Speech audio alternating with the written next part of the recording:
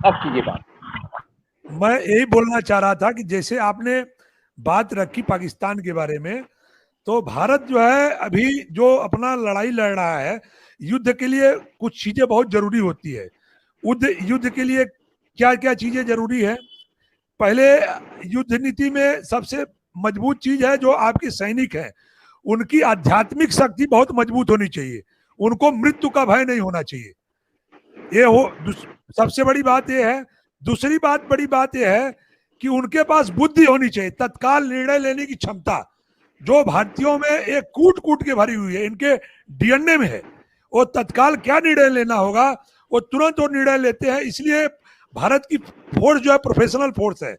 और तीसरी जो है आपकी आर्थिक स्थिति अच्छी होनी चाहिए, जिससे आप इक्विपमेंट्स खरीद सकें, बुलेट प्रूफ जैकेट दे सकें, अच्छी जो है रसद पहुंचा सके, ये जो है। लेकिन अभी पाकिस्तान की स्थिति क्या है?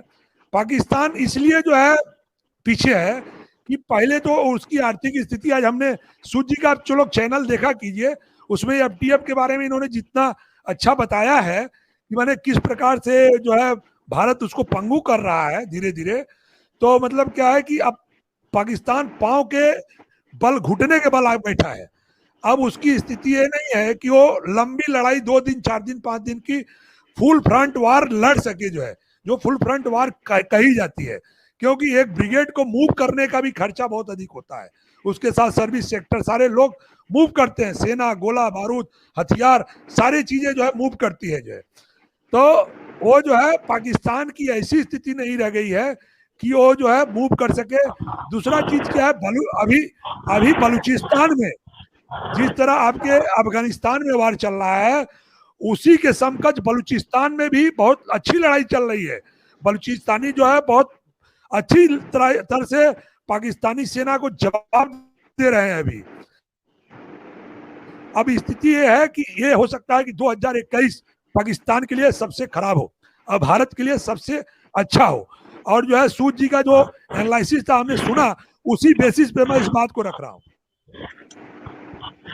संजय भाई, आपने जो लास्ट बात कही है ना, मैं तो सिर्फ इतना ही बोल रहा हूँ, भारत जो है ना अपनी आहुति भी तो डाल दे यज्ञ में। अब देखते डाले।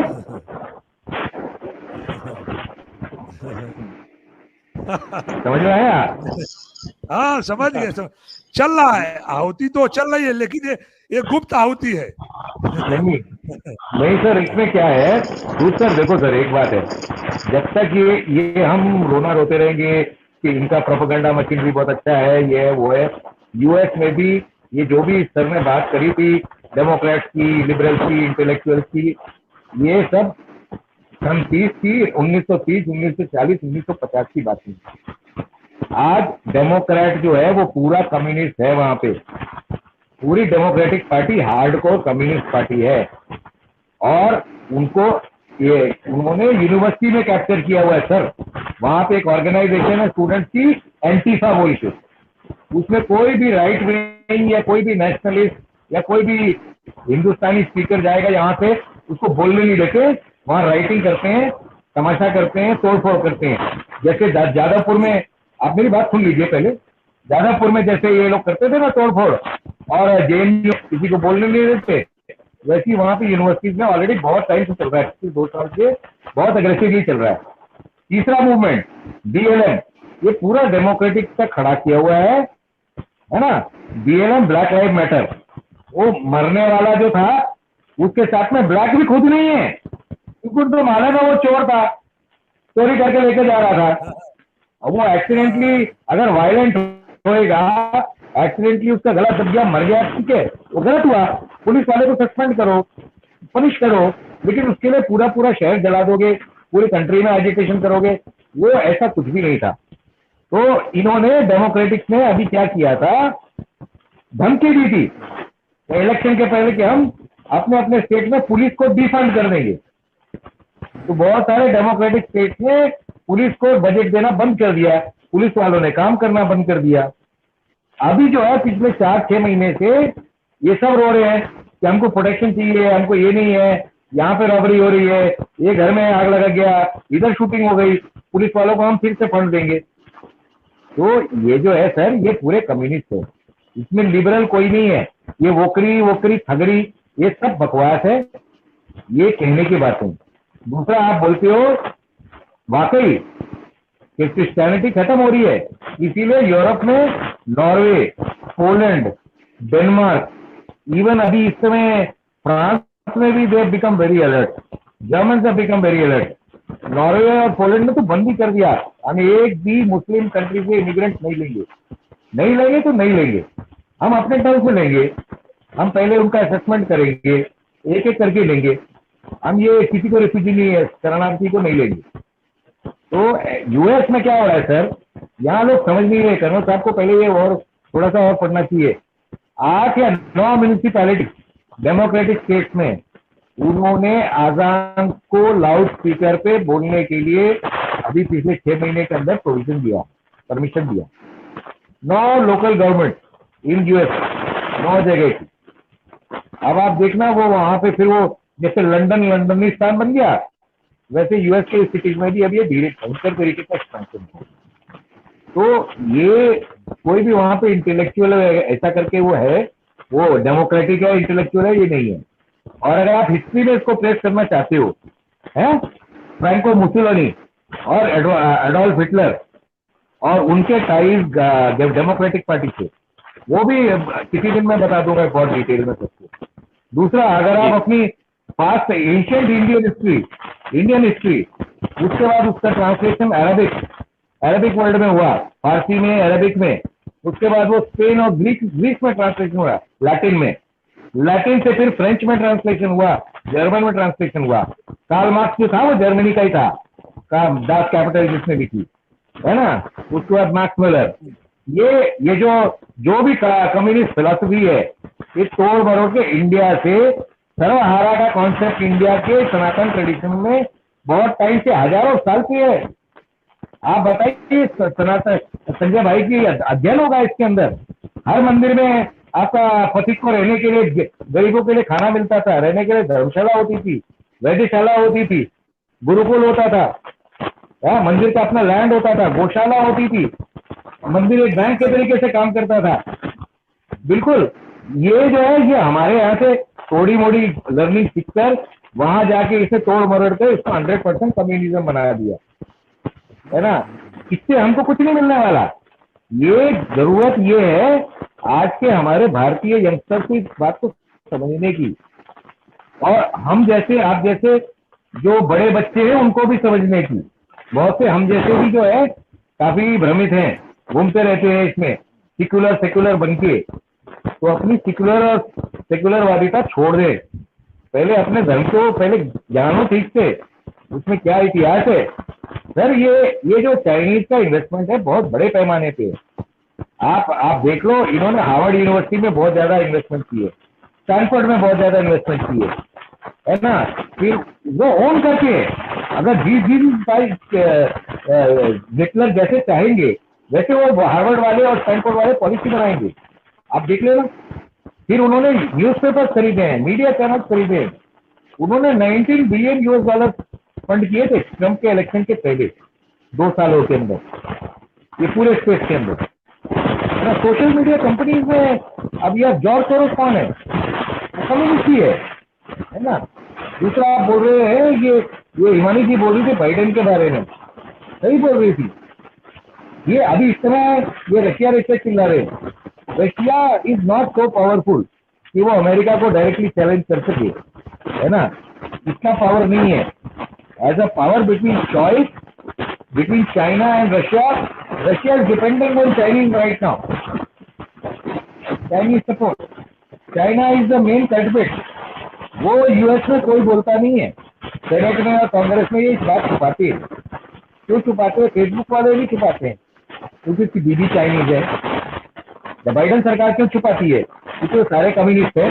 दूसरा, वो केम शॉप एक चाइनीज है, उसके दोस्त की लड़की जो है अभी एनर्जी सेक्रेटरी है, कुछ अंडर सेक्रेटरी एनर्जी है वहां पे सरकार का, है ना। तो ये इनके बहुत सारे, इनका हुक बहुत डीप है सर अमेरिकन इसमें। और दूसरा, आप पाकिस्तान के फेवरेटिज्म की बात कर रहे हो सर। आप अमेरिकन थिंक टैंक निकाल के देख लो, आप अमेरिकन सेनेटर्स के जो ऑफिस में कौन सा स्टाफ काम करता है वो देख लो, उसमें इंडियंस आपको ना के बराबर मिलेंगे, ज्यादा से ज्यादा पाकिस्तानी मिलेंगे। ये जो इनके थिंक टैंक है उसमें भी पाकिस्तानी, तो जहाँ पे थिंक टैंक में पाकिस्तानी है सर, ये हमारे देश के जैसा नहीं है। ये दूसरे कंट्रीज में, वेस्टर्न कंट्रीज में ये थिंक टैंक का इन्फ्लुएंस बहुत होता है। सरकार की फिलॉसफी पॉलिसी कैसी होनी चाहिए उसको इन्फ्लुएंस करने के लिए ये पूरे साल स्टडी करते रहते हैं, वो इनका काम होता है। उज्ज्वल जी, मैं आपकी इस बात से पूरा एग्री करता हूं जो थिंक टैंक्स बने होते हैं, क्योंकि अभी पीछे कुछ हफ्ते पहले एक थिंक टैंक ने कुछ इंडिया के बारे में स्टेटमेंट दी, उसने मोदी को बड़ा डाउनग्रेड किया, इंडिया को डाउनग्रेड किया, और जो थिंक टैंक था वो एक चलाता था कोई मुस्लिम, और बेसिकली कोई उसमें वो नीचे लग थी। हम भी क्या है कि हमारी जो एजेंसीज हैं, चाहे एमईए हो चाहे दूसरी हैं, वो भी थिंक टैंक को एंगेज करती हैं, लेकिन ये क्या है, हमारी एजेंसी इसके ऊपर में बहुत लैक करती है।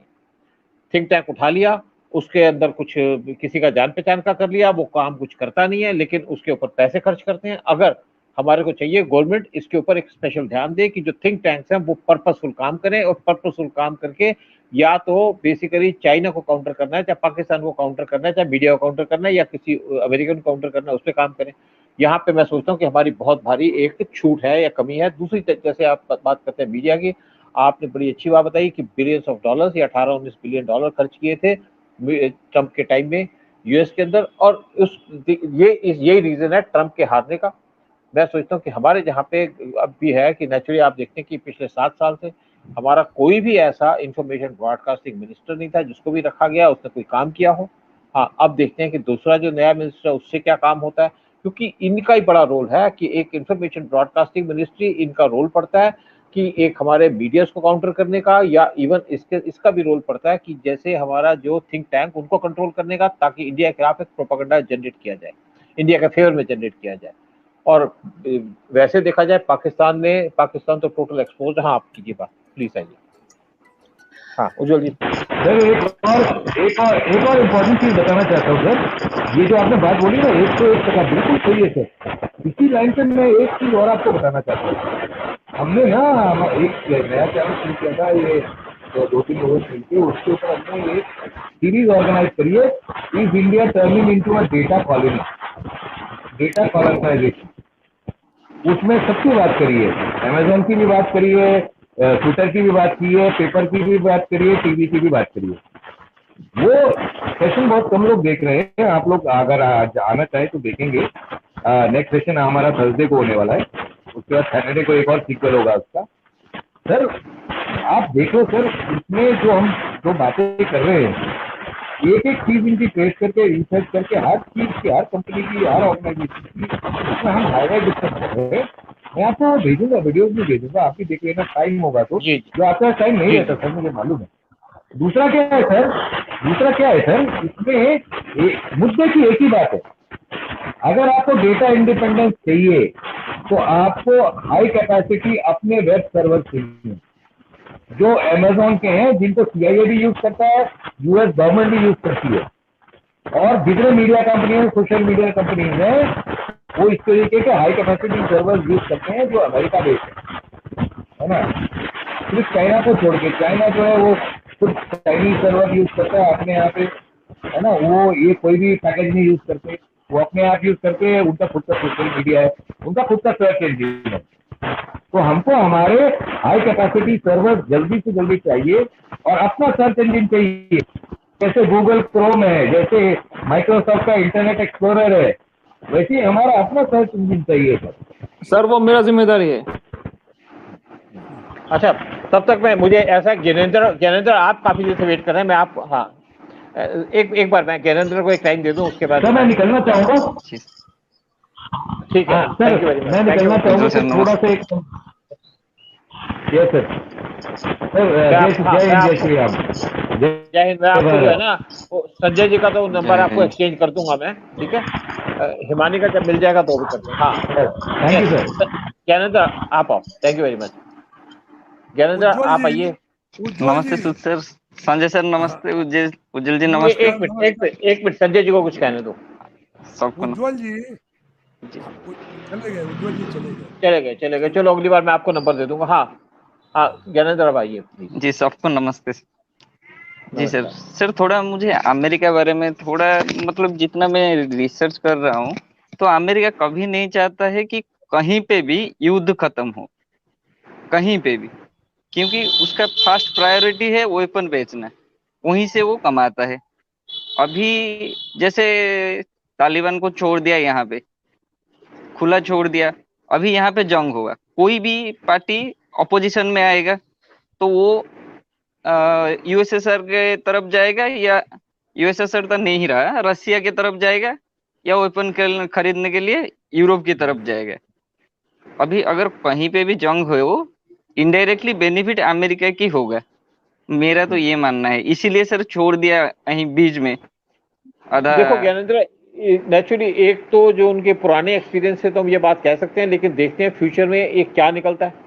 क्या अमेरिका इतने 20 साल अफगानिस्तान में निकालने के बाद ऐसे जाकर के क्या वो ये एरिया छोड़ देगा चाइना के लिए? ठीक है, यहाँ पे भी लेफ्टिस्ट हैं, लेकिन क्या वो चाइना को आगे आने देगा? अगर वो आने देगा तो अमेरिका एक हिसाब से वर्ल्ड की से बड़ी पावर निकल जाएगा।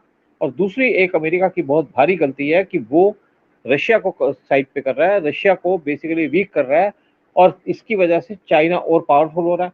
अगर आज अमेरिका, अगर ट्रंप होता तो शायद अमेरिका रशिया के ऊपर से अपनी जो सैंक्शंस निकाल लेता। उससे क्या है कि रशिया भी चाइना को पसंद नहीं करता, लेकिन इनकी जो पॉलिसी है, मैं सोचता हूँ कि एक, जैसे हिमानी ने भी कहा कि ये कोई कोई बहुत समझदार लोग नहीं है या एक इंटेलेक्चुअल नहीं है। अमेरिकन मुझे लगता है कि बहुत ऑर्डिनरी लोग हैं। मैं पहले एक बात होती थी जब हमारे काफ़ी साल में जॉब में था, तो उस टाइम पे बात होती थी अमेरिकन के बारे में, you cannot purchase the American. उसके अंदर अपनी नेशनलिज्म है, नेशनल नेशन के बारे में परवाह करते हैं। लेकिन अभी देखा जाए, ट्रम्प का टाइम हो, जब पीछे कुछ इश्यूज हुए, अमेरिकन आर नॉट नेशनलिस्ट। वो बेसिकली एक आपस में बटे हुए हैं, एक ट्रम्प के ऊपर बटे हुए हैं, दूसरी तरफ बाइडेन की तरफ, चाहे रिपब्लिकन चाहे डेमोक्रेट्स। तो बेसिक क्या है कि अमेरिका की जो एक भी छवि थी वो वर्ल्ड के अंदर एक एक्सपोज होकर आ गई। हमारी कंट्री में तो बटे हुए हैं ही, चाहे यहाँ पे कम्युनिस्ट हो चाहे इस्लामिस्ट हो, वो उन्होंने अपना ग्रुपिंग कर रखा है। और ये जरूर है कि गवर्नमेंट और हम इस पे कोशिश में लगे हैं कि इनको वीक करने के लिए, और काफी हद तक हम सक्सेसफुल भी हैं। चाहे योगी है, योगी ने बड़ा काम किया है जिससे वो सक्सेसफुल है। और दूसरी तरफ यहाँ पे जैसे हम लोग भी आजकल अवेयर हैं, जानते हैं, सिचुएशन को समझते हैं। जैसे आप देखिए, संजय जी ने बात की, जैसे हिमानी ने बात की, जैसे उज्ज्वल जी ने बात की, इवन फिर में जैसे बात की। अब मैं थोड़ा सा मुझे, हाँ हिमानी अब आप बोलो।